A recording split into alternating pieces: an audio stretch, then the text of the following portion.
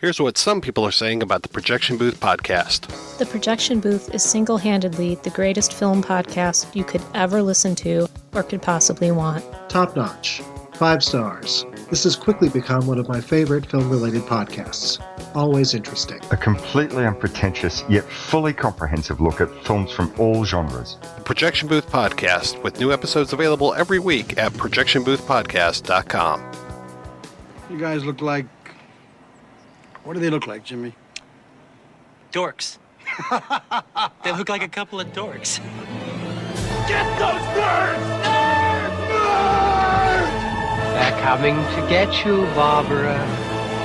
What? Are you kidding? We got us some family here. Can you dig it? Can you dig it? Can you dig it? You are listening to the In the Mouth of Dorkness podcast. Here are Brad, Lisa, Brian, and Darren. Welcome to another edition of the It Modcast podcast. With me is Brian Young. God, I love being a turtle! The Turtle Dork. I hope you like prison food and penis. And also joining us is Lisa Gullickson. Quick, suck it before the venom reaches my heart. And wife Dork. Okay, pussyface.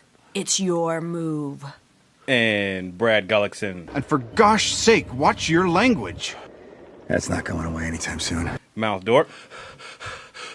Well, long, tall Sally, she's built for speed.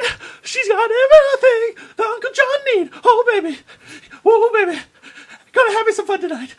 Gonna have me some fun tonight. And I'm your host, Darren Smith. Warm.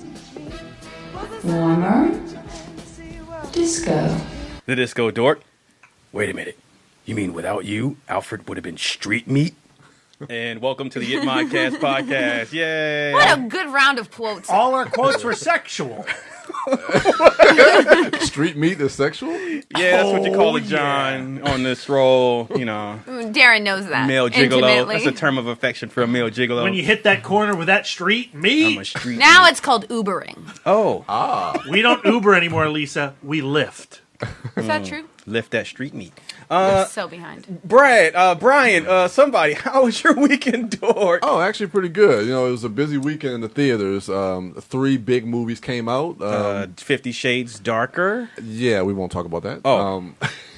But yeah, we had 2 other good movies. So good weekend for dorks. There was something in the theater, I think, for everybody. So. I think 50 Shades Darker was a good weekend for dorks as well. Oh, Brad.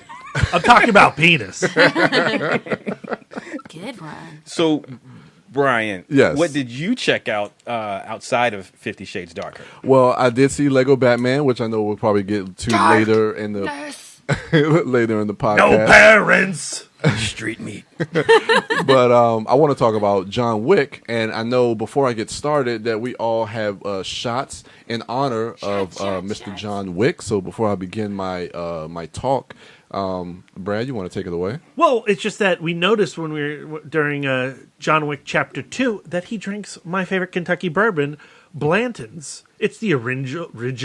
It's Brad's already nipped at it a couple times. That bottle is empty, so you can kind of explain. It is empty. It's the original single barrel bourbon whiskey. Mm-hmm. I like it because it has a pony we're not so on much celebrating John Wick Chapter 2. It's just that I'm as cool as John Wick Chapter 2. You are. Are you as dangerous? No. Okay. I like my pencils away from my eyes. Yes. So at the count of 3, your ears. let the consumption of alcohol begin. 1, 2, 3. John Wick. John Wick. Hachi machi. It's pretty good, huh? That's actually good. That's really It's good. yummy. It's sweet. Yep, sweet. Damn. In true John Wick form, I'm double tapping. I had 2 shots. Because he forgot and he wasn't did. paying attention. I was not on cue. Sorry. And you took a headshot. You took it to the head. I did. We all did. Yeah. So yeah, that's definitely an honor. And I'm of John. chasing it with some Earl Grey because that's how I roll. In a Green Lantern mug. What the fuck? Yeah. I'm fun. Yeah. All right.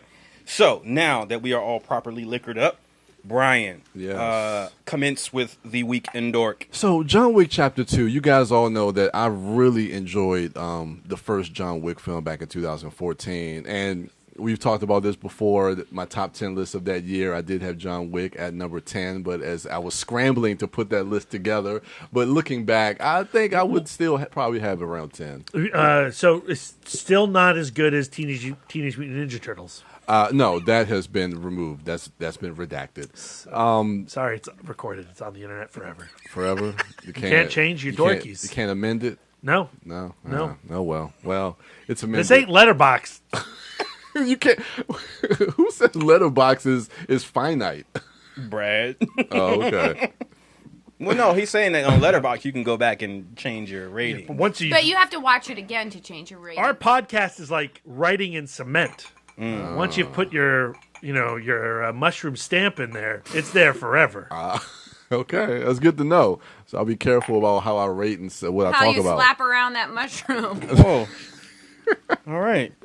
All right, so John Wick Chapter 2, what I really like about the movie, I love the opening to this film, which was so like weird because we kind of start off with the cityscape of New York, and then we kind of see this old Buster Keaton film projected on that building, and then you pan down and we're like right into the action with this car chase scene. And the thing I like about that opening is like it kind of starts off where the last movie kind of ended with him trying to get his car back. So it's kind of wrapping up that story. Well, you mentioned the Buster Keaton thing. I love how this connects 100 plus years of cinema. Yeah. Because really, what John Wick Chapter 2 is doing is the same thing that Buster Keaton did. Yeah, it's really like an homage to like all the stunt work, and it's really preparing you for what we're about to kind of embark on in this movie. And the whole opening is really what this movie is kind of about, and that's what I really really loved about it. So yeah, we get into this car chase, and it really kind of wraps up the story from the first film, and also in that opening, Peter Stormare. He's great, and he does a bit part. He's playing the brother of the villain from the first film, and he does a great job of like playing these characters, these very tongue-in-cheek type of villains. And he does it in such a great way. It almost feels like it's exposition. Well, it is exposition that he's giving to kind of either get everybody caught up, or for people who are not familiar with the first film, to let them know, okay, who is the boogeyman? Who is John Wick? And he's there to accentuate the absurdity of that notion of the boogeyman. Very much so. Yeah, and Like- just his delivery and his reactions to everything. It's so much fun, and they picked the perfect person to kind of do that. Telling the story about him killing like 3 people in the bar with a pencil. It's so great. So I like seeing Peter Stormare in there as well. The first criticism I have, which is more like a nitpick, and I would love to go back and rewatch it. I feel like after we get that cold opening, but right before the title card, the movie kind of it really slows down in that first act. That first act, it takes its time, kind of setting up the story. And the one thing I don't like. I won't say I don't like about it, but the idea, like in the first film, where he kind of made this choice because there was an emotional drive for why he wanted to get back at these people, because they killed the dog that was left by his dead wife, which was like his memory of his wife. This movie, it feels like he's kind of being forced back into this world. Well, he definitely is. Well, yes, but also it is in response to a choice and a decision that he himself made. Well, of course, because when the guy comes back because of the debt that the he history owes. of that debt. Yeah, so it's still something that stems from, it's motivated by but it's not him. something that he wants to do.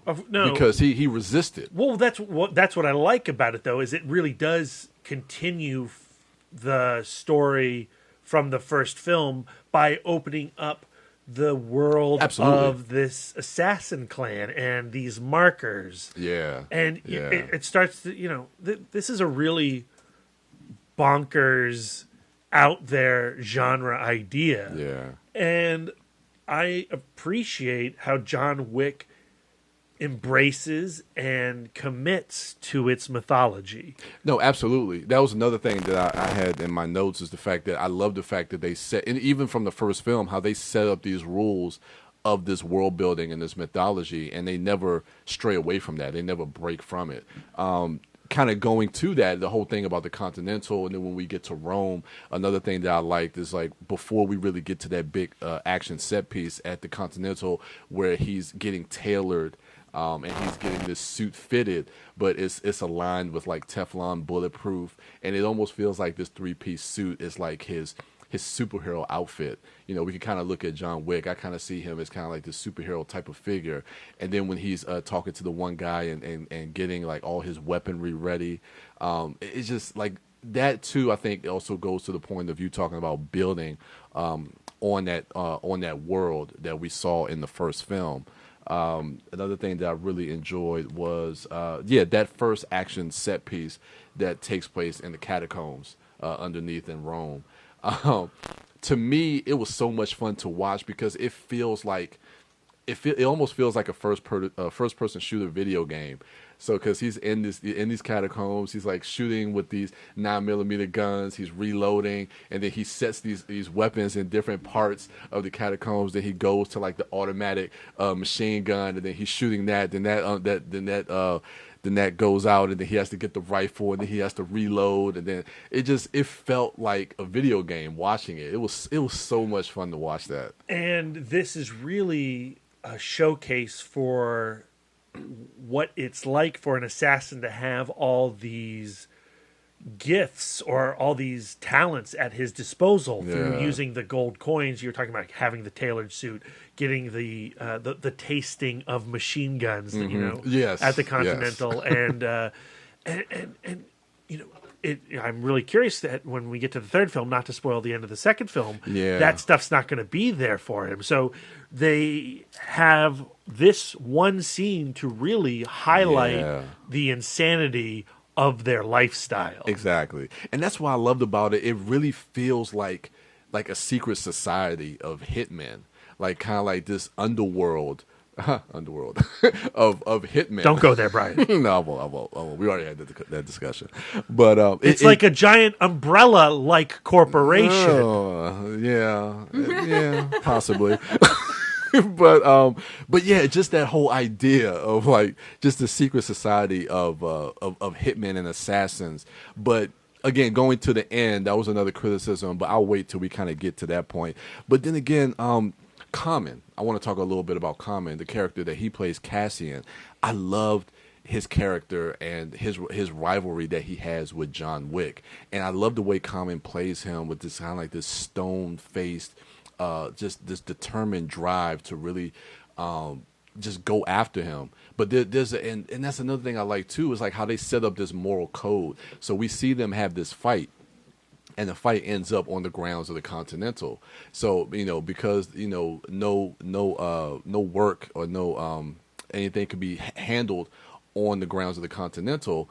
Once that fight goes in there, they have to stop and kind of respect where they are, and then kind of sit down and have a drink and everything. And I kind of like, again, going back to the whole world building and kind of following through on these rules that they set. I really enjoyed a lot of that. And I thought Common, I was going to say, Common I thought was great. And just the stunt work that's done in this movie, when you see that fight that they have in Rome, like with them tumbling down the stairs and that close quarter combat, like with just all the choreography, I thought all that stuff was great. And then like when they're shooting in between the cars, and even when they get back to New York and they have the stuff at the train station, and they're able to infuse like little bits of comedy into it as well, like when they're in the train station and they're like sneaking as they shoot down at each other with the crowd of people. I thought that was hilarious. But just their rivalry back and forth, I thought was really, really fun. It does not conclude the way you think it's going to either. No, and we don't know again like what happened with his character. It almost feels like what's her name from Kill Bill? Elle, when she has her eye taken out. Like, we know she's still out there, and we kind of know Cassian is still out there. He's going to have to get to a super surgeon pretty quickly. Yeah, he will. But they leave it wide open, which I like. Yeah, which I really like.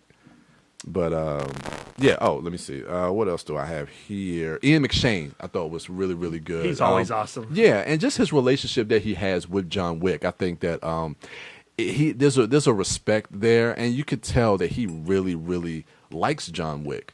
and him being the manager of the New York chain of the Continental, even though he does respect and like John Wick, when you break these rules, which he did, there's nothing he can really do about it. It's like he can give him some time, he could buy him some time, but outside of that, there's really not much that he can do. And then, of course, Lawrence Fishburne.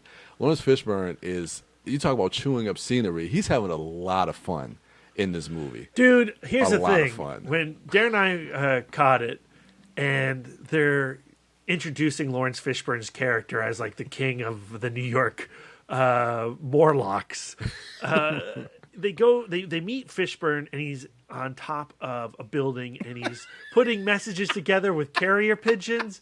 I swear to God, and I had not seen any trailers for Chapter 2. Oh. I was avoiding them. Okay. So I didn't know he was going to be in it. I thought for 10 seconds, 20 seconds there, you saw the pigeons first, and I thought, oh my God, John Wick's going to meet Ghost Dog. Oh, really? And I was so disappointed, crazy disappointed when it wasn't Ghost Dog. See what you started, M. Night? You built that up for those 10 seconds. Yeah, exactly, Darren. I was like, well, if David Dunn's hanging out in other movies, why can't Ghost Dog? I want my Ghost Dog shared universe. If Jim Jarmusch directed this, then you probably would have gotten that.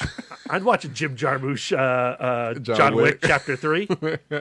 So yeah, but Lawrence Fishburne I thought was absolutely fun to watch. The last thing I guess I'll mention is probably the end, which was probably another small slight. Before you get there, I want to give a shout out to another addition. Franco Nero, the original Django. That's right. I guess he was the manager of the Rome Continental. Yes. And his question at when they're introduced of, I got to ask you one thing. Are you here for the Pope? Yes, that was a good line. I thought they were great together. That was a great line. And I want Nero to come back. That would be good. That would be nice. Oh, another thing too was the nice little that set piece at the end in the third act was a nice little homage to Enter the Dragon. I thought it was really cool.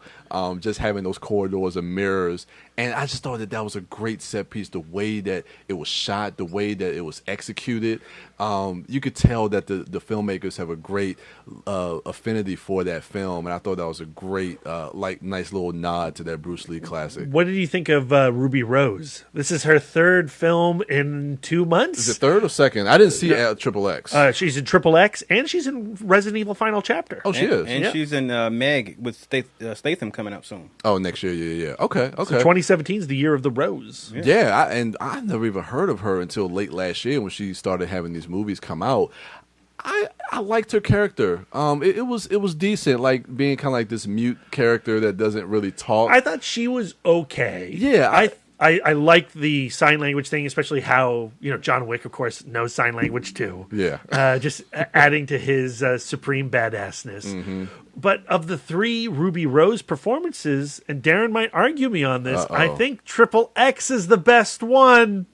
Yeah, I like her in Triple X. Boom! Triple X plus. I still haven't seen it. I still haven't seen it. You don't. You not? Nah, I don't think I'm. No, but the Ruby Rose, Darren. He needs to see the Ruby Rose. I'm pretty sure someone on YouTube is taking all her clips and putting it on a little 3-minute video reel for you. Yeah. You know what? If you're a purist and that's your boy from the Fast and the Furious films, by all means. I have no interest. I have no interest. But yeah. But no, I thought she was cool in this film. I mean, she wasn't like the standout or anything, but I don't know, man. Like again, just going back to just all the stunt work, and then like when they put in the account to have all the hitmen go after John Wick, and then like when he gets in New York and you see the violinist and like the sumo type wrestler guy, and then like everybody's coming at him. I mean, this movie. It knows what it is, and it's having fun building upon everything that they've built from the first film. It's so much fun. The only thing towards the end, what happens with John Wick, I don't want to give too much away, but there's some things that happen, but they really test your suspension of disbelief because, like I said, it's a secret society of like this world of hitmen, and every single person in New York City is a hitman. Yeah, Brian. it's like okay, how big is this world where everybody? Based on what I saw, at least 50%. Yeah, so it doesn't. I don't know. It really makes you. It's a little over exaggerated. No, it's not, because just think about how they had to film that scene, right? They had to populate it with extras. Yeah. A secret society of hitmen could populate Central Park with extras. But how can you close that area off to just regular? With your secret society of hitmen. They pretend to be cops. They break off certain sections of the city. Well, yeah. That's how you do it, just like Hollywood would do it. That's what I'm saying. Totally believable. It causes you to suspend your disbelief, which I don't have a problem with. But it just towards the end, it got a little bit cartoonish. No, I think a little. Towards the end, yeah. I think it. Did you see the opening of the movie? I think it certainly you have to buy remains. into. I think that's just the vibe. That's the tone. For me, I feel like it stays in its deep end of the pool for the whole film. I think that right there is in line with the fact that you have a Continental and you have one in Rome, and you have the fact that you have a secret society of killers. I mean, if you're going to buy into that, go ahead and buy into that whole everybody at that fountain. Right, you will buy everybody. Yeah, again, they can do it as a film. If a Hollywood company can come and recreate that. I could see if he has that conversation with Ian McShane, and then like you kind of like just sporadically put certain hitmen and assassins around the crowd, so as he's running, get to all those people don't necessarily have to be hitmen and assassins to be in line or affiliated with the that world, because you remember you got those people on the switchboards. They aren't assassins, I don't think, but they're affiliated. They work for that company. So I'm pretty sure you have people, you have regulars or extras to do stuff like that. You have eyes that look and see that might not necessarily be assassins. That's a lot of people you got to keep quiet though. But you think about it, that's another interesting thing that you mentioned, like the switchboard operators. That whole world of people, that's their job to put in orders for assassinations and stuff like that. You have this, and apparently they all have to have tattoos. Yeah, and that was one of the things that I liked about the film as well, is that, like you mentioned, how they expound upon the mythology of and the world building of this organization and how it's run. Mm-hmm. You get to see more of the machinations of how these things take place. Speaking of homages and that underground sequence in the beginning, and you talk about him placing weapons, you got your homage to A Better Tomorrow. Oh yeah, that's right. With Chow Yun Fat. Yeah, that's right. That's pretty cool. Placing the guns in the flower pot. Yeah, that's right. Yep. So I enjoyed the film as well. It was a lot of fun. Definitely more than the first film. And so I don't know if you all remember, but when I went back at the end of last year to watch John Wick, and I reviewed it, and I said that how I wasn't a fan like everyone else, but I said that I was looking forward to the second film because my hope was that the second film ends up being, for me, what I wanted from the first film, and it did that, like in spades. So, and as I told Brad after we left, the most interesting things for me was not the stunts or the gunplay, but again was all of the world building, absolutely, and all of the ideas that they have there with what's going on, like you mentioned, like this underworld, and so that's really intriguing to me. The idea with the introduction of the marker coin and how that binds two people to a debt, to be indebted to one another, and so and like what Brad mentioned, where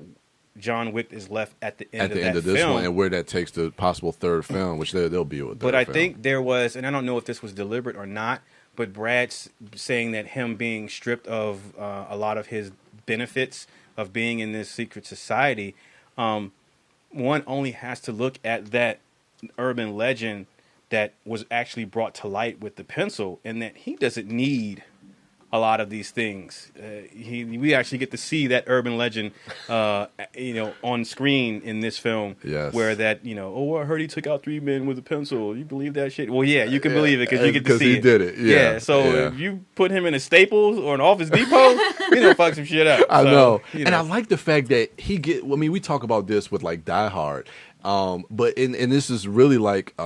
They have both sides of that, how they're able to kind of fuse both of that, from the old era of like the Schwarzenegger films and like the Everyman, where he gets hurt. Like he gets like hurt in the abdomen. Oh, he's put through the ringers from the opening. Yeah, but he still is able to kind of go with like this relentless brutality, and people still fear him. But he's not like this invincible type of character, and that's why I enjoy seeing that. Even though he has this myth about him being the boogeyman, he's still somebody that can get hurt and that that stumbles at times. It helps to have homeless surgeons in the sewers. Oh yeah. I absolutely loved it. So, but yeah, also just to kind of plug, I also did a review on YouTube. I have one for that and Lego Batman movie, and I'll kind of give our listeners here a little heads up. I gave it an 85 out of 100, so I give this movie definitely a solid B. I really enjoyed it, so I can definitely go ahead and say check this film out. It's a lot of fun. All right, what else are you looking forward to this week? Tonight.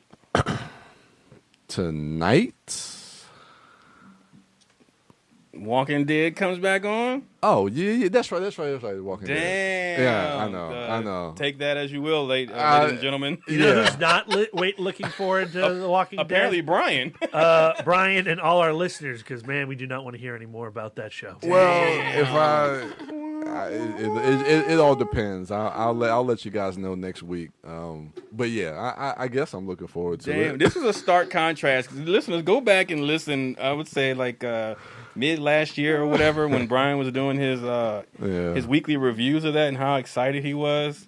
Man, times have changed. I mean, I haven't completely written it off, but it's just not on my radar as much as it was. Well, the glass before. half full is that it can only go up from here. Well, you. yeah, So yeah. if it turns out that it could it's good, surprise me. Yeah, you have a good time watching. It could definitely surprise me. So yeah, that's pretty much the highlight of my week in Dork. Yay! Live Dork. Yes. Hey, it's boo. my turn. How was your week in Dork? My week in Dork was great. Mhm. I did not get to see John Wick 2. Mhm.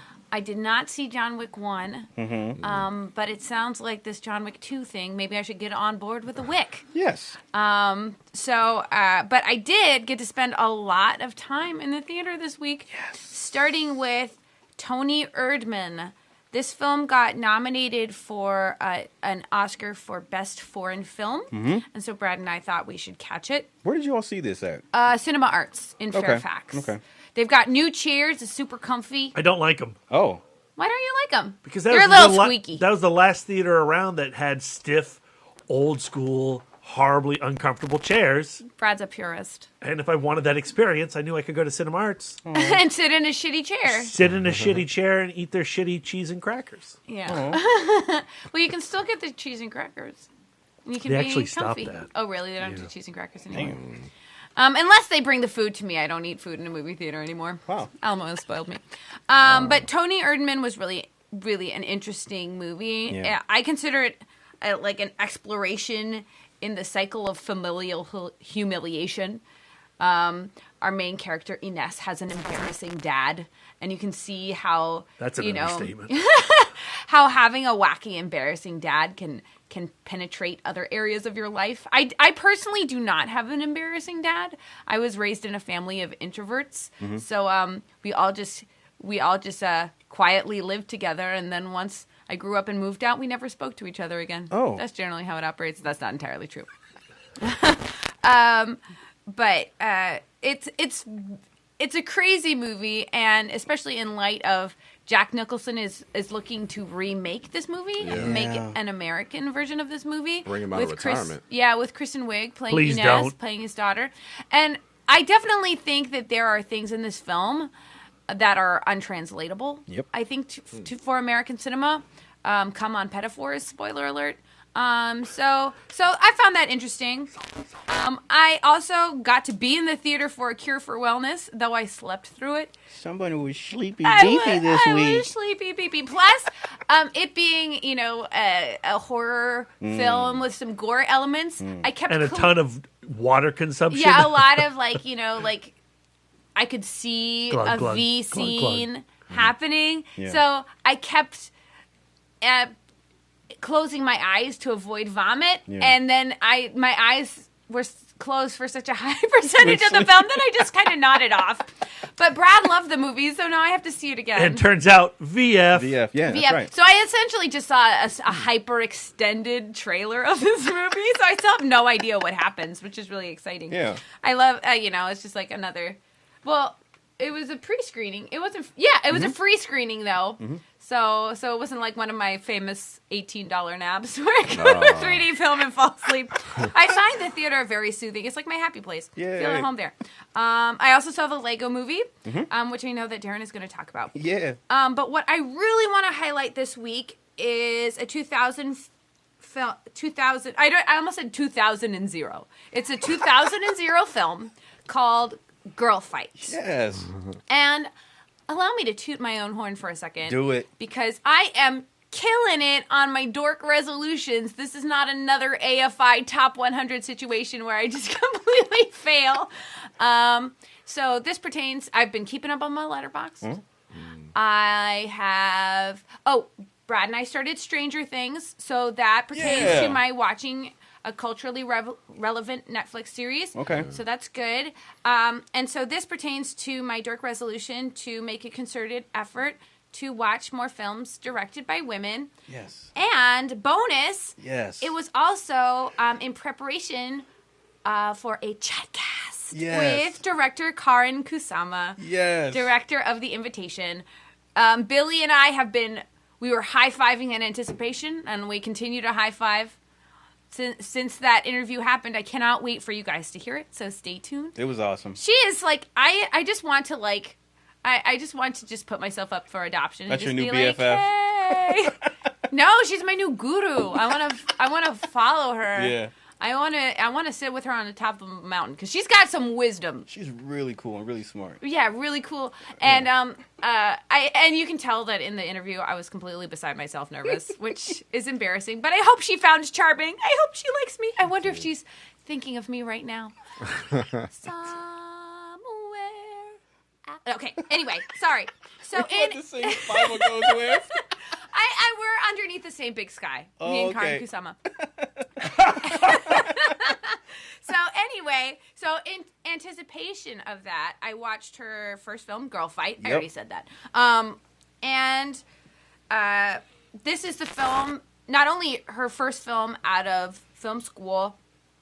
Actually, yeah, it was her first film out of film school, even though it was 7 years after. But it was really just put her on the map at Sundance. She won the Grand Jury Prize as well as Best Director, which was something until that point unprecedented, and I'm not sure if it's happened again. I don't know. I would have to Google that. But I'm going to say it hasn't happened again, and someone can correct me, and I can be like, not my fault. I didn't look it up. And so Michelle Rodriguez's exactly debut her as well. debut film, and she is really. I just think that it was just perfect casting on their part. She is really amazing in the film. So what the story is about is, it's the story of a Latina girl named Diana, played by Michelle Rodriguez, who is in Brooklyn. And she's a girl who's living on the social fringes. She is she's in high school. She's getting in a lot of fights. She's in defense of these other kids who are living on the fringes. She has, uncool friends who are trying to get with the cool makeup girls, and she's really defending their honor. She has a lot of unchecked aggression. Oh, yeah. She definitely has some anger, and a lot of that comes from her home life. She is in a single-parent home. Her mother passed away a while ago, and she's living with her dad and her brother. And there's a lot of tension in that household. So in the beginning of the film, she's picking her brother up from the gym where he's getting boxing lessons, and she falls in love with the environment, and she sees it as an opportunity to hone her aggression. I think that she thinks of it initially as something to diffuse the tension, but also defend herself. She has an event from her childhood that has been haunting her and looming in her mind, and perhaps subconsciously, perhaps consciously, she's preparing for.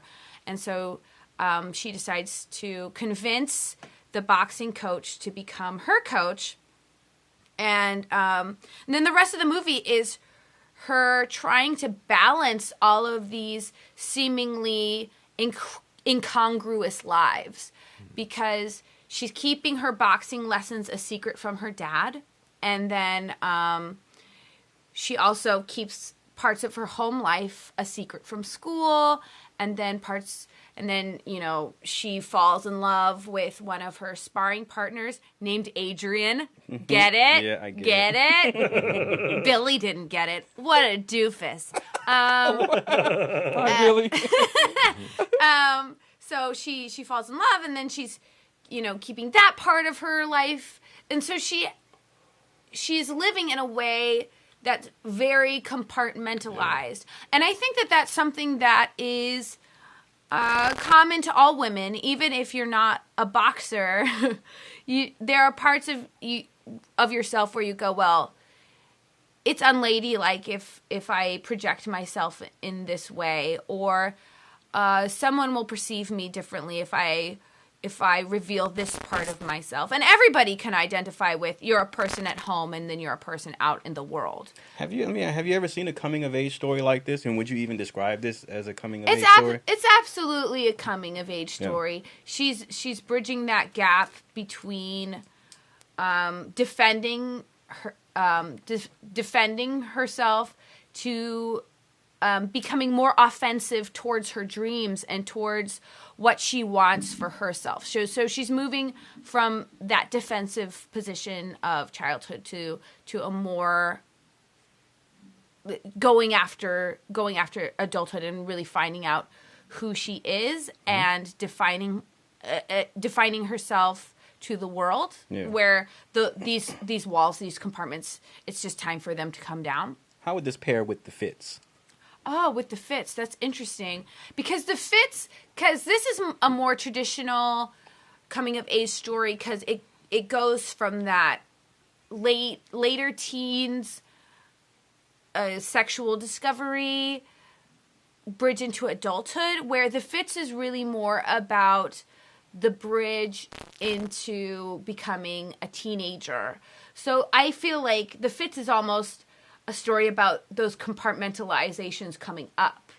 Okay. The Fits is about a girl who is moving from the kind of asexuality of childhood into more like puberty. Becoming a woman, and how there's kind of an inauguration into that, and how there is a wink that goes in, and a secret. It's almost like becoming a teenage girl is almost like becoming part of a secret society. Yeah. That's what the Fits is about. This is way more like a more traditional story, in that she is discovering the person that she wants to be sexually, the person that she wants to be aggressively, and how she wants to present herself for the world. It's much more of a coming out story. Yeah. Not coming out, she's a heterosexual, but coming out as I am a strong female who it's time to reckon with me. It's time for the world to reckon with her. Yeah. And I think that Michelle Rodriguez really is, in this story, the perfect.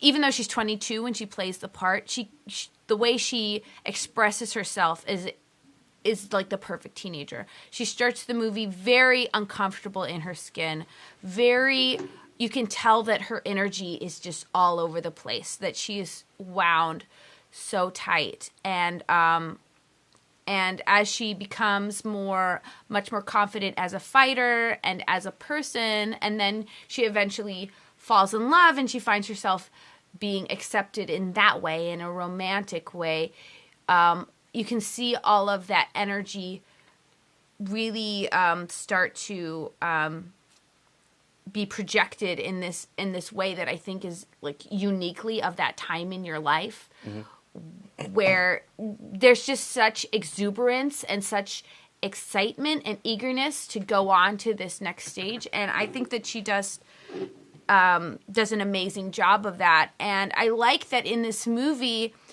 she's never sexed up. They never put her in skin tight dress. They never doll her up. Her hair is never perfect, but she's just because of who she is and who that character is, she's just sexy and confident. Yeah. So I really liked that about her, and I think, to me, like sometimes when you see Michelle Rodriguez in like a Fast and Furious film, and you see her in the tight jeans, and there's something about it that, not that she doesn't look completely sexy, because she's a sexy and powerful woman, but there's something about that doesn't look like who she is. There's something incongruous to me personally about she just doesn't need to do that. Like someone as powerful as her does not need to put on the high-heeled shoes. If that's what she wants to do, more power to her.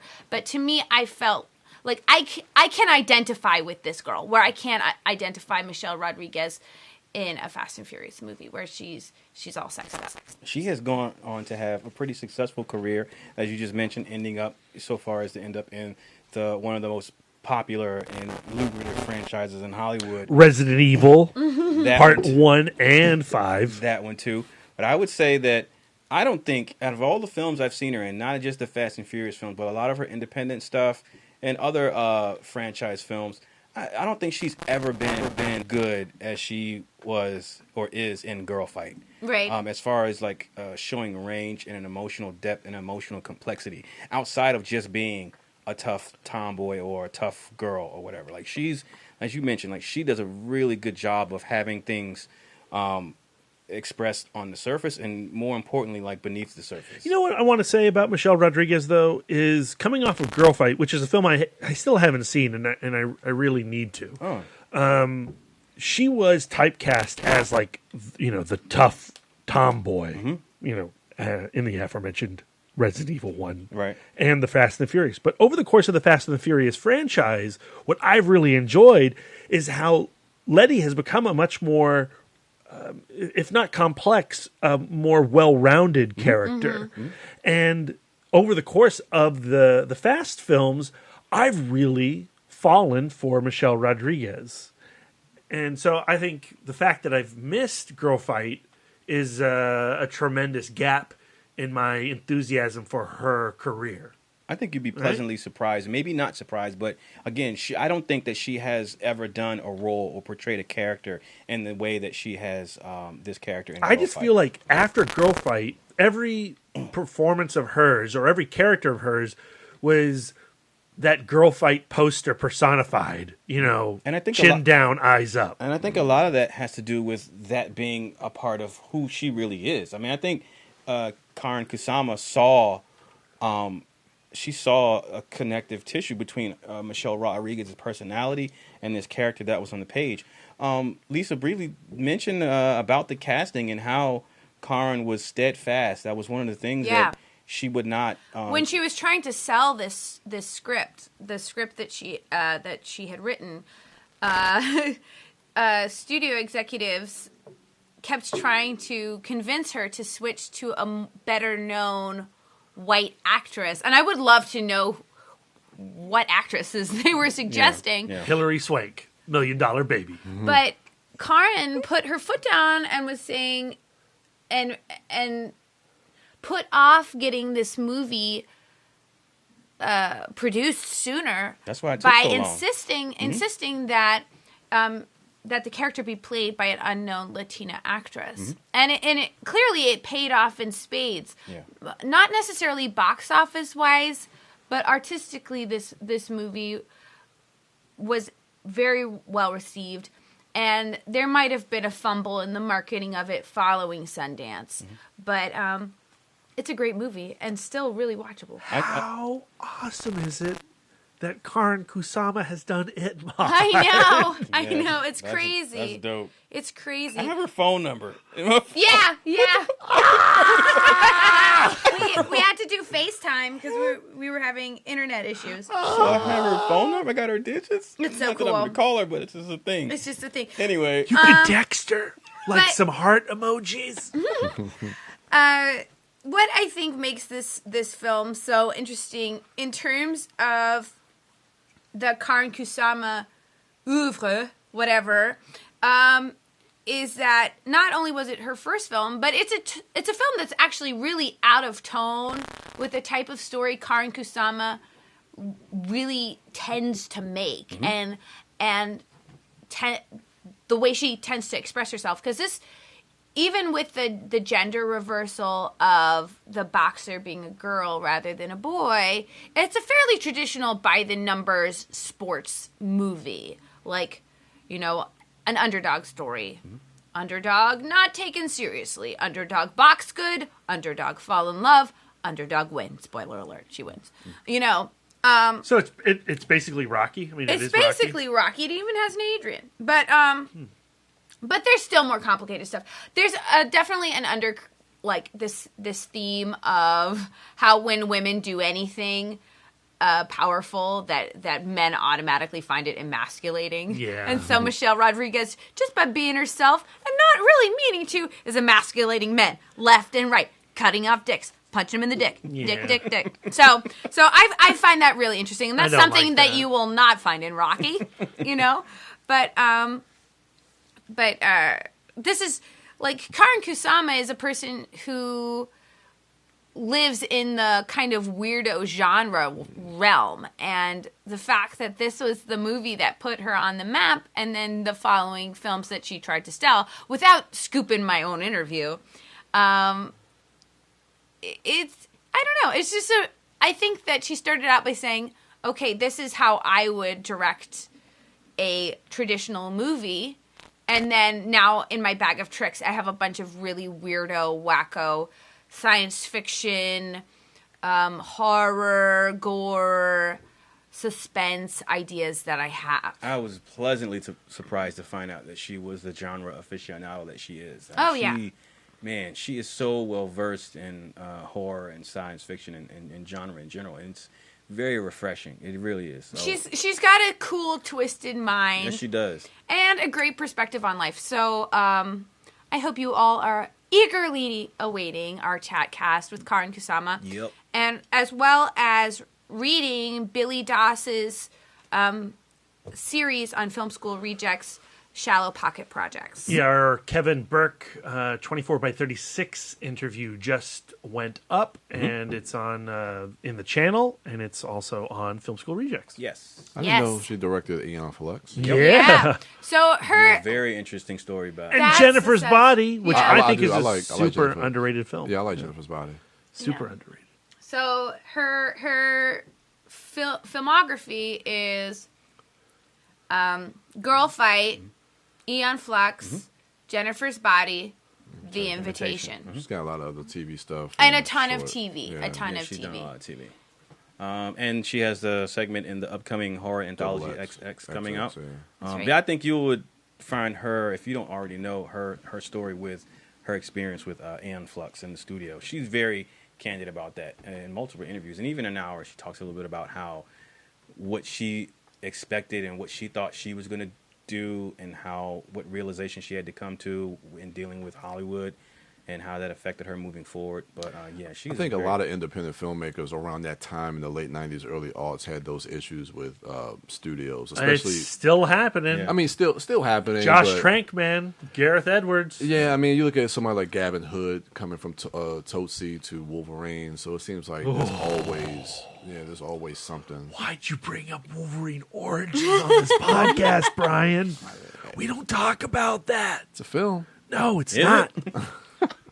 But I think that what attracted her to a project like Aeon Flux really speaks to her sensibilities. As even if the movie, even with the catastrophe that happened to her original idea and the injustices in that realm, the fact that she would look at that property and say, I think I have something to bring to this bizarro MTV anime love child is pretty interesting. Yeah. So that was my week in Dork. Yep. Didn't I kill it? Yep. So yay, it's Brad's turn. All right, B, what do you got?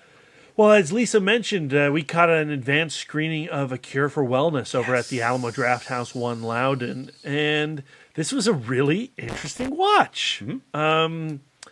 It's the return of Gore Verbinski, especially the return to horror. I mean, he hasn't made a scary, spooky story since 2002 with The Ring. Although I would argue that, the Lone Ranger and the Pirates films and even Rango are filled with absolutely, utterly disgusting and grotesque imagery.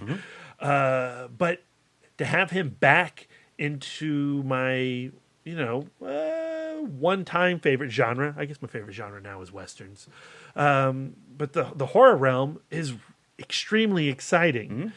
A Cure for Wellness is about Dane DeHaan. He's like a little wannabe Jordan Belfort trying to get his own Wolf of Wall Street persona going. So it's not just me that Dane DeHaan is like the low-budget Leonardo DiCaprio? I think he's straight up trying to do DiCaprio in The Wolf of Wall Street. Okay. I mean, the sociopathic greed on display in his presentation is there. Yeah. It's real. Yeah. That's him doing DiCaprio. Okay. He's not snorting coke out of hookers' asses, but not for want of trying, I'm guessing. And so what happens is the film opens up and his company has received a letter from their CEO talking about a bunch of pseudo self-improvement, health nonsense, that he is retreated to the Swiss Alps and he's getting away from the sickness of the world. And that company, and especially Dane DeHaan, should have known something was up because that letter is sealed with a black wax seal, the style that only Dracula would put out. With 2 eels intertwined on the front. And so okay, you probably shouldn't go up to the Swiss Alps, Dane DeHaan, but he does because he wants that green. And and this is a long movie. It's 2.5 hours long, and you feel it. It's a sit. So if you're not comfortable with a sit, you might become bored. I never did. It kept me interested because just as I was thinking like this was just a collection of cliche horror tropes, naked old people, music boxes, la la la la la, children soundtracks. The film would take it to the next level and the mystery would deepen and you would get to the history of this wellness center that's atop this mountain. And is it me? I think it's the castle from Avengers Age of Ultron. Is it? Okay. I don't know. That's what I was thinking. That's my first thought. It looks like it. You heard it here first, folks. Yeah, so, Baron Zemo and the Hydra are hanging out in this wellness center. That was my first thought when they showed that one establishing shot. We're going to need to look that up because I think it is. How many castles are there, really? How many castles in Europe, Lisa? In Just the like 1 or 2. beginning of this film, I was like, I could hear Brad's eyes rolling in his skull. So, like I said, I fell asleep during this movie. So I fell asleep to thinking Brad was really hating this film and woke up to Brad loving this film. What was interesting is, I knew that I was writing the review for Film School Rejects. So, I took all those order cards from the Alamo and I just started taking notes. And, if you look at, my first 5 pages of order cards, it's just like, ugh. Eye roll, sigh, eye roll. Because it is like The Conjuring, where it's just like, oh, here's the moment where you get a clap to spook you out and to creep you out and give you the goosebumps. Yeah. But what happens over the course of A Cure for Wellness as it's diving into, and I'm not going to spoil the film because the film is not yet out. As you're listening to this, it comes out on Friday, and you should go see it. But as it progresses and dives into its backstory, it starts to become a really, it's a nostalgic film still, but one that is reveling in a type of horror that we just do not see anymore. And, it reminds me of the Roger Corman Poe cycle and a variety of other Vincent Price films. And Dane DeHaan, as our lead, he encounters who you just think is like the crazy nut job who runs this program, Jason Isaacs. And there's just a lot more to Jason Isaacs. And Jason Isaacs starts to take over this film. And as he takes over this film, I fell deeply, deeply in love with A Cure for Wellness. It is B-movie melodrama at its finest and allowed to go to really dark and disgusting and grotesque places. And no wonder, Lisa was terrified, because at every moment, at every gulp of water, I thought we were going to have a V scene. A V scene. And just watching Dane DeHaan drink water, the way his lips engulf the rim of every glass, and it happens a lot.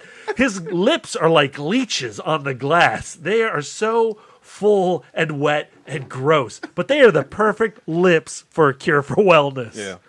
And just the constant water consumption and the weirdos and the whack jobs, both in the wellness center, but also down in the town. All the creepy punks who hang out with the vet and the barkeep. I just thought there was a lot to take in over this 2 hours and 30 minutes, and it savors the time. And it's not, a Paranormal Activity. It's not about loud violin strings and jump scares. It's about getting under your skin, both literally and figuratively.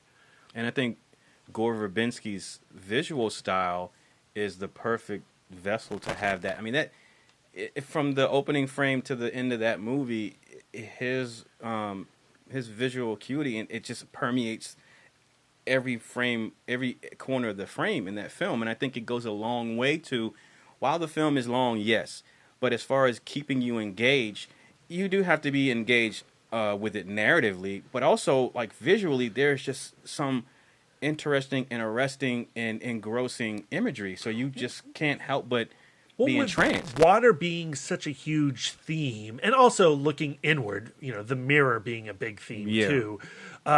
Reflective surfaces everywhere. Yeah. And Gore Verbinski is having so much fun playing with that visual cue.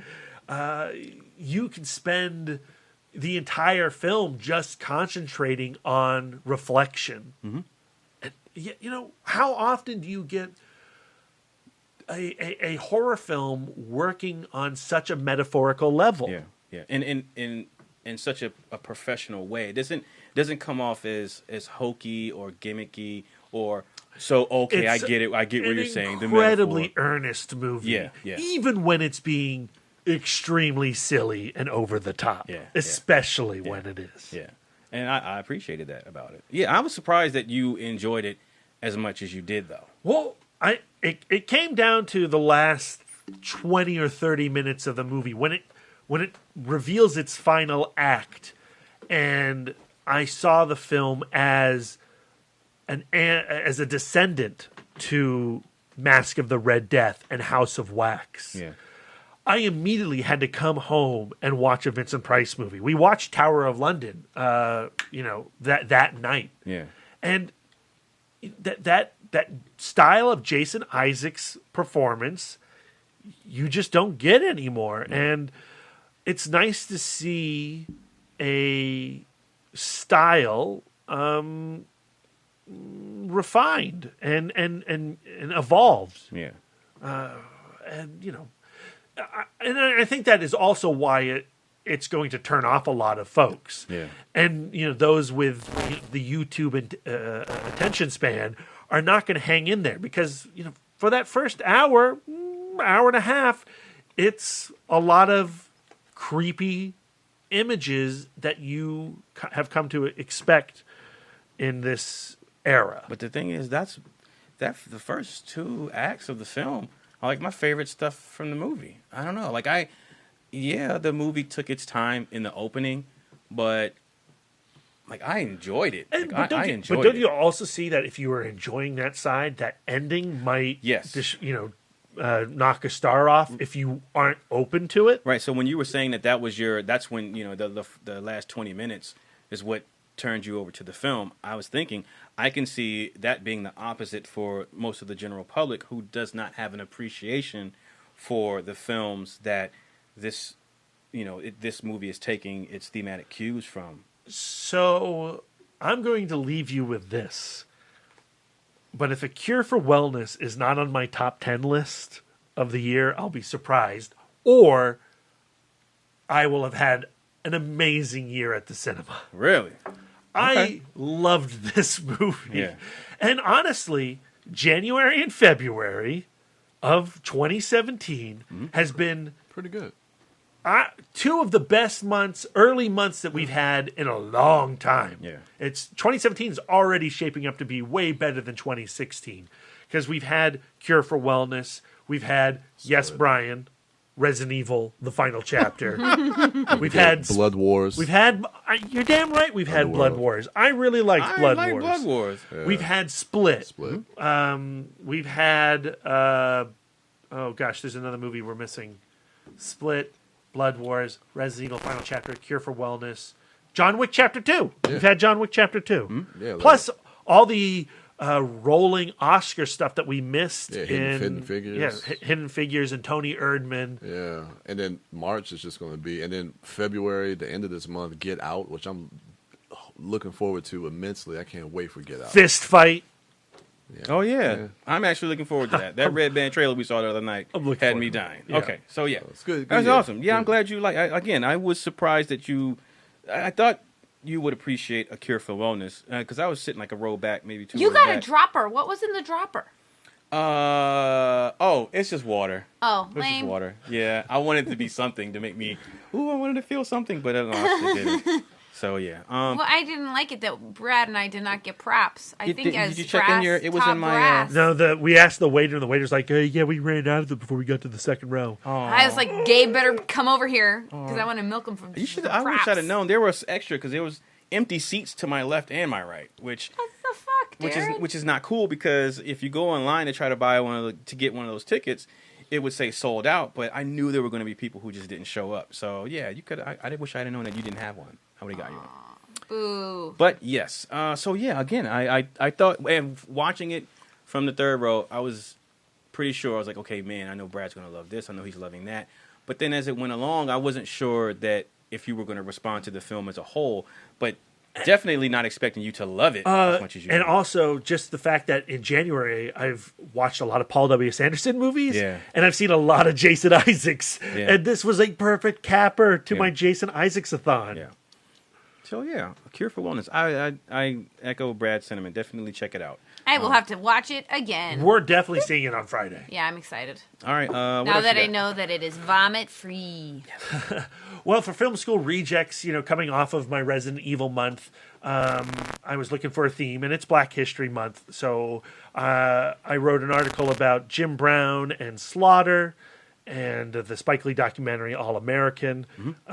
Slaughter is one of my all-time favorite action films. When people talk about blaxploitation movies, Slaughter is right there at the top with Trouble Man for me. And Jim Brown, dude, there is no way that they can replicate how cool that guy is. One of the greatest football players. And here's the thing, Brian. Watching the Spike Lee documentary All American, I was just seeing all these amazing athletic feats that he had conquered, and not only in football but in basketball and lacrosse, and all of that stuff. I'm going like, that dude can do more with a football than a million Brads could ever do, a bajillion Brads, and it's certainly impressive. But what I like so much about Jim Brown, and he's had some run-ins with, celebrity gossip and the TMZ stuff, even back then, not literally TMZ, but the types of things that the American public loves to see, the takedown of a celebrity. Yeah. But Brown, unlike somebody like a contemporary like O.J. Simpson, he embraced activism, and he did a lot for the community, and he still does a lot for the community and Los Angeles and gang culture and youths. You look at him, and there's a lot to aspire towards. But getting back to Slaughter, they, and we're going to talk about it a little bit more in our ItMod Film Club this month with Arnold Schwarzenegger and Predator. But that style of masculinity, and it certainly is no longer in favor, and in some cases for good reason. But there is something about his physicality that is utterly admirable, and it makes me just want to hit the gym and eat more salads, less Taco Bell, and practice my smooth talk. Because I could be better at that. Slaughter is just such an alpha male movie. It's utterly ridiculous, but it also just makes me question my life choices. The interesting thing about Jim Brown that I find as far as his life is the fact that he was very successful as a celebrity in these two different type of careers. Yeah, I mean, just and how highly he's revered by the fans from both sides of it. Like, you look at sports. I mean, I know you guys aren't big sports fans, but within that world of sports, Jim Brown is really looked at as one of the greatest football players ever when he played for the Cleveland Browns. And for then him to transition to acting and to really have that type of career as an actor as well. He's a super smart dude, and he knew that his time on the field was finite. And when he's with the Cleveland Browns, and he made Rio Conchos, and he had a lot of fun with that film. His talent was certainly budding during that movie, but when he was doing The Dirty Dozen, he knew that football was going to end at some point, and he had an opportunity to do something else and something special over here. Yeah. And when the Cleveland Browns came to him and said, "Look, you need to, come back to the field, or we're going to boot you," he said, "Sorry, I'm sticking with The Dirty Dozen." And the interesting thing about that was he was regulated to being a sidekick for a lot of those early movies, a lot of those early pictures. And it wasn't until Blaxploitation when it became obvious to the suits that there's a lot of money to this untapped audience that Jim Brown was given a lead. And when he was given a lead, I mean, he led. Yeah. And, and in some ways he became trapped in exploitation cinema too, because once the dollars dried up from that market, he wasn't able to take those and run with them the way that somebody like Schwarzenegger or Stallone could in the mainstream market. Yeah. And that's an incredible shame. He fell back to being, Fireball and The Running Man and stuff like that. But Slaughter and Black Gun are just... If you like action films, if you like revenge movies, you need to see those two flicks. They are great. Okay. He was also awesome in I'm Gonna Get You, Sucker. And dude, he's awesome in Original Gangsters when Larry Cohen comes back and they brings the band back together. Oh, yeah, Original Gangsters. No, that movie's fun, dude. That movie's fun. Of course, From Dusk Till Dawn. And that's Fred Williamson. Oh, yeah, sorry. Another sorry. footballer turned actor. Sorry, I know. But Fred Williamson and Jim Brown would be in Original Gangsters, but they would also in Take the Hard Ride and Three the Hard Way. That's my joint. That's a great... That's my movie right there. movie. Three the Hard Way. Oh my goodness. So yeah, just head on over to Film School Rejects and read the 1,700 words that I wrote about Slaughter. And next week I'll be writing about Jackie Brown. And then I think I'm going to close out February with Jack Johnson. So more sports, Brian. Nice. Oh yeah, Jack Johnson. Okay. All right. My weekend dork. So I've been watching. I haven't been talking about this on my past weekend dorks, but Netflix's second season of their Voltron series, Legendary Defender. That's a really good show. The first season was, as a reimagining or reboot of Voltron. It's good. It's cool. The robot design is awesome, which to me that's the most important thing, being a kid of the 80s and a fan of that original show.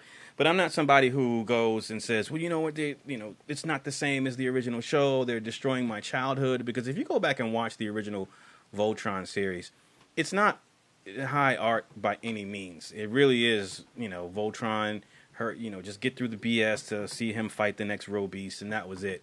And then specifically the import for what American audiences saw in every Saturday morning or in the afternoons was a lot different from the original Japanese Go Lion series. So there's still a gap, is night and day.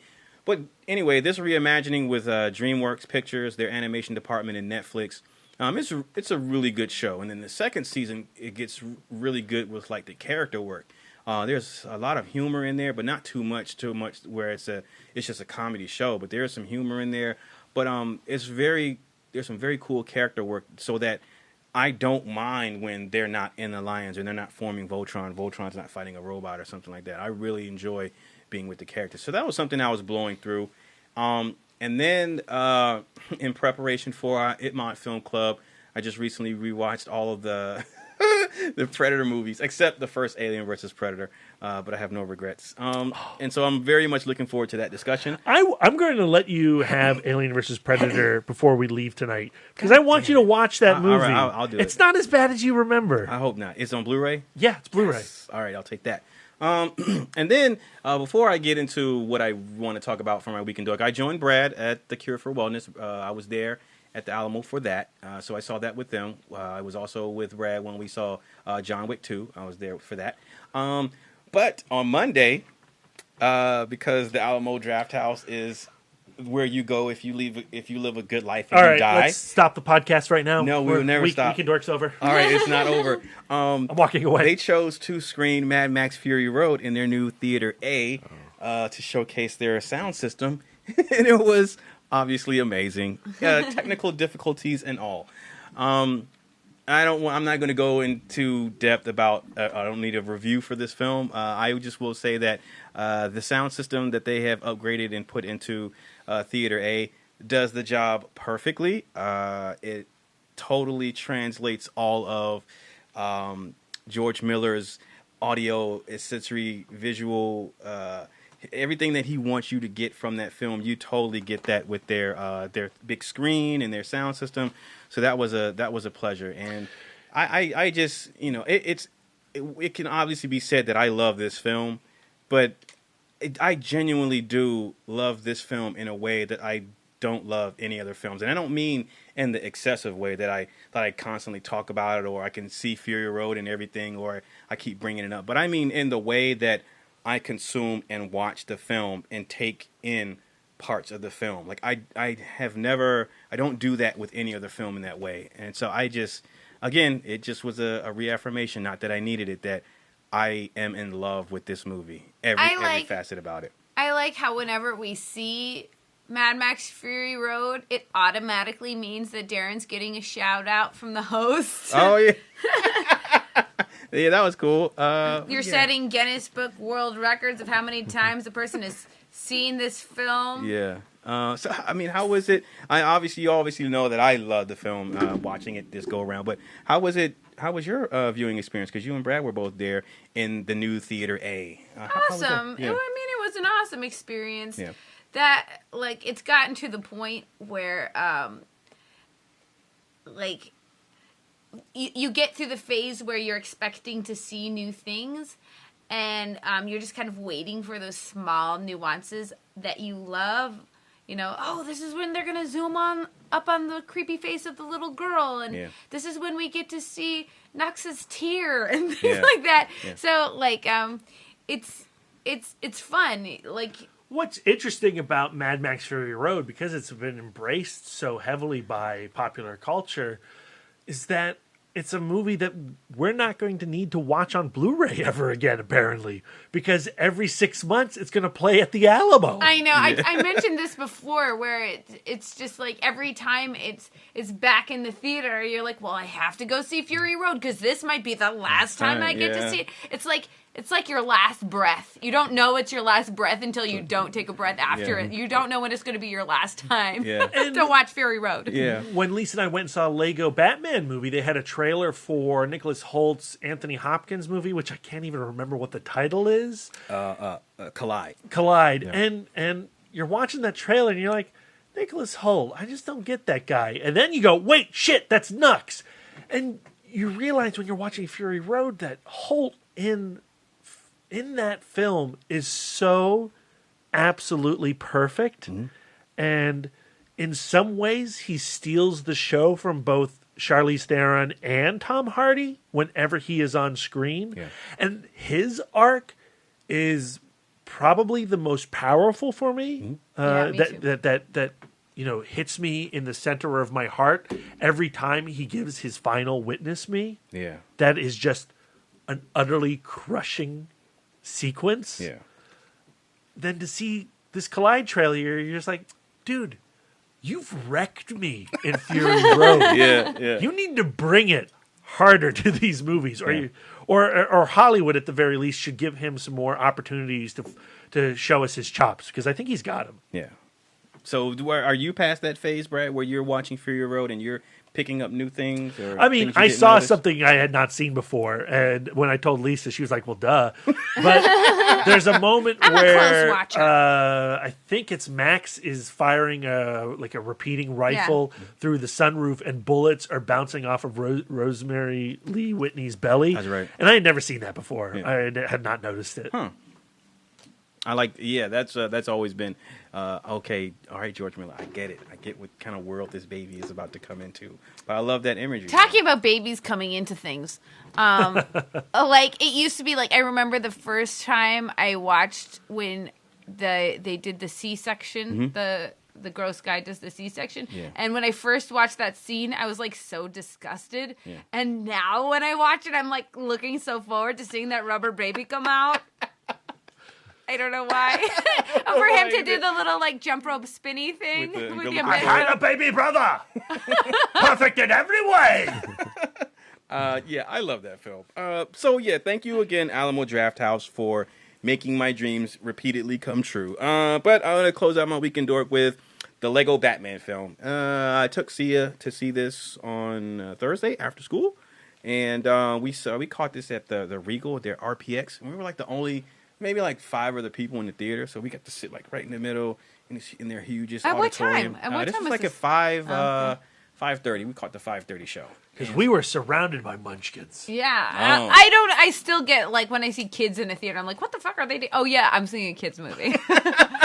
Yeah, so I had fun with the film. And it stars Will Arnett as Batman / Bruce perfect. Wayne. Yep, absolutely. I told Brad, I was like, just like Ryan Reynolds is Deadpool and Robert Downey Jr. is Iron Man, Will Arnett is Lego Batman. They can't recast Lego Batman. Rosario Dawson is Batgirl and Barbara Gordon. Ray Fiennes is Alfred Pennyworth. Surprisingly, he was not the voice of Voldemort, who's also in the film. He's not? No, that's Eddie Izzard. yeah. What? Yeah. My favorite voice casting is Siri as Pewter. That's awesome. They didn't ask Ray Fiennes because they were too embarrassed. They're like, we can't ask Ray Fiennes to be Voldemort. They We just should can't. have. That's If I was Ray Fiennes, I'd be like, I'd there's been a insulted. Voldemort in this film. You I'd should have been probably. insulted if I was a Voldemort. But if I any was Ray excuse Fiennes. to have Eddie Izzard, I love that guy. Yeah. Zach Galifianakis as Joker, Jenny Slate as Harley Quinn, Jason Mantzoukas as Scarecrow. Jason He is Mantzoukas. so funny. Conan Dude, O'Brien Scarecrow is a had like one word in that movie. There's Billy D. Williams was Two-Face, which is a callback to him Yeah. playing Two-Face in the live-action version. Zoe Kravitz was Catwoman. What? So yeah, this movie is just a shit ton of famous actors. Jermaine Clement as Sauron. Why was Sauron in the movie? I That know. shit was so funny. Doug Benson was Bane. Yeah. So yeah, this film is this picks up. I'm assuming if there's even a continuity thing after the Lego movie or maybe before, I don't know. But we see Batman being Batman, and he accidentally adopts a kid, which turns out to be is Dick Grayson? Yeah. Yeah, and Robin. And so it's basically Batman learning how to be a part of a family or allowing people in so he can have a family and friends and work as a team. That's the long and short of it. And it's used with the same, it's infused with the same irreverent humor of the Lego movie and how, they're very much aware and it's tongue-in-cheek of like the pop culture and things like, again, Voldemort is in the film, so they reference things like that. The Sauron, the actual eye from the Lord of the Rings, is actually in the film. And then just Batman's entire rogues gallery Condiment King is in the film. Yeah. And so you have a bunch of jokes and gags and stuff like that in the film surrounding them. But I think really the star of the film is the voice acting, and is Will Arnett as embodying that character as Batman. So he's taken that idea of the whole Chuck Norris, the Chuck Norris thing, the Chuck Norris meme, and his tears can cure cancer, but he doesn't cry, and like how Batman is. Well, Batman can do everything. He's taken that personification of Batman and he's running with it. But at the same time, they're also to have some type of heart and at the soul in the center of the film. They have him dealing with why he chooses to be alone and his fear of letting people in, and tying that back to the origin of Batman and the loss of his family, as almost all Batman stories do. So there's no difference there. But I just, on a technical level, I remember when I first saw the first Lego movie, I thought that movie was done actual stop motion with Legos. I thought that they did the entire. I just remember that one scene when they're in the ocean. And I go, holy shit, that must have took them forever to make those waves with Legos. You just think about the time you had to make that helicopter from the, and you go, that must have taken forever. Right? And so, where are the instructions for that shit? So, I found out later on that it's actually CGI, but the CG models were modeled to look like the actual bricks. So it's like, okay, well, that makes sense. But even still, even knowing that, just on a technical level, what they're able to do with the Lego blocks in this film, like the opening sequence is not dissimilar from John Wick, and you start with an action sequence, and this action sequence showcases why this person has his legendary status. So in John Wick, the opening, you understand why he's the Baba Yaga and how he is unstoppable, and how he can take out all these guys. And the same thing in the Lego Batman film. That opens up with him taking out all of his villains by himself single-handedly. So it feeds into this notion that, well, Batman doesn't need a partner because he can do it himself. It feeds into his own ego because he does these things by himself. And you see this in the opening of the film. But the way that that's animated, the camera movements, I mean, it was shot. If you're talking about composition and how you shoot a sequence, an action sequence, this opening sequence was shot like how you would shoot a live action. Yeah, it was dynamic. It was very dynamic, and I just remember thinking, "Holy shit!" I was supremely impressed by how they were able to pull that off. And then I know I heard you mention, Lisa, that there was a section of the film that drags. Yeah, in the middle. center section. Like, I found myself, I went into this film just anticipating loving it. Yeah. I mean, because I loved the Lego movie. Yeah. I loved everything I had seen at Comic-Con. That they played most of the scene in the mansion at Comic-Con. That's right. That's right. And so I love Will Arnett. I love Michael Cera. I love the whole cast. So I was going in really ready to love this film. Mm-hmm. And I was like LOLing all the way through the first third. Mm-hmm. And then I got to when they started getting into the meat of the story where, okay, he's got Robin. There was a lot of humor there. And then the scene where Robin picks out his costume was just so utterly charming. Yeah. And then it gets into, and setting up the relationship between Batman and Joker, and how Batman has this commitment phobia. Batman was a dick to Joker. But at the same time, sometimes a hero's just got to fight around. He doesn't want to have to commit to what. Which I mean, especially Batman. Yeah, his rogues are the best. Exactly. So, but Joker wanted to be, even if this was a what is it? What's the opposite of polyamorous? Monogamous? Harmonious. Poly-antagonist. There you go. Blammo.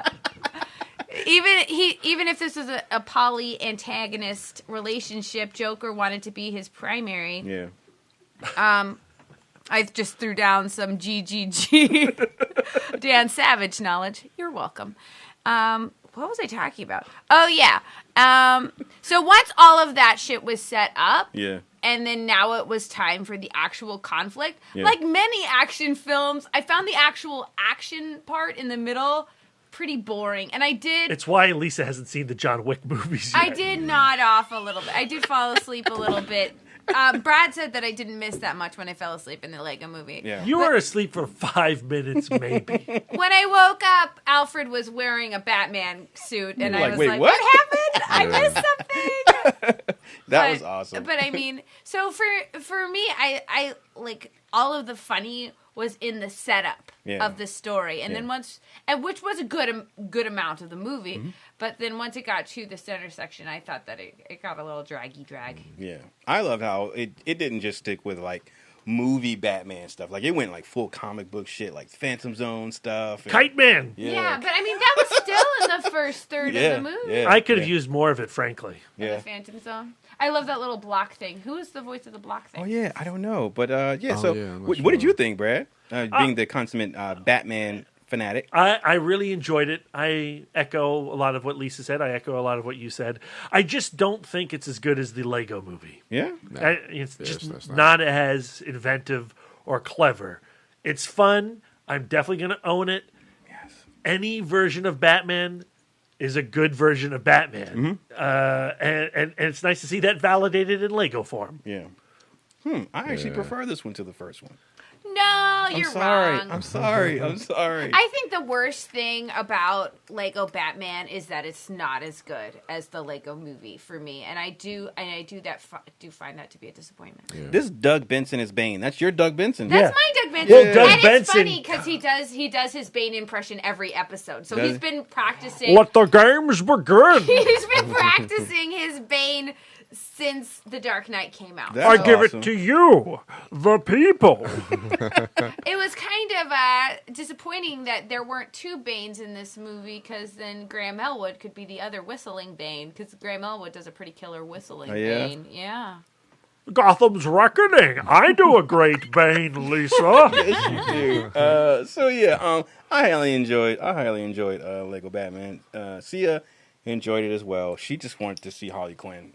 Jenny Slade, I love her. I love Jenny Slade. I wish I could grow up and be her, but I might already be older than her. Let's look that up. That's all I got for my Week in Dork. Again, stay tuned for our ItMod Cast, ItMod Film Club, where we talk about all things Predator. Nope, she's older than me. She was born in 1982. Whoa. Phew, I was born in 1983. I could still grow up and be her. I have a year. Okay. Do we got any questions on social media, Brad? We don't, because our social media has been obsessed with Predator, so we're going to save all that for the next episode. You're welcome. All right, Brian, tell the people where they can find you. You're looking forward to the Great Wall this week, aren't you? No. Yes. Oh, shit, that's coming out. What? I am. I wrote an article about that Did for you? One Perfect Shot a while ago. Oh. I mean, that was a long time ago.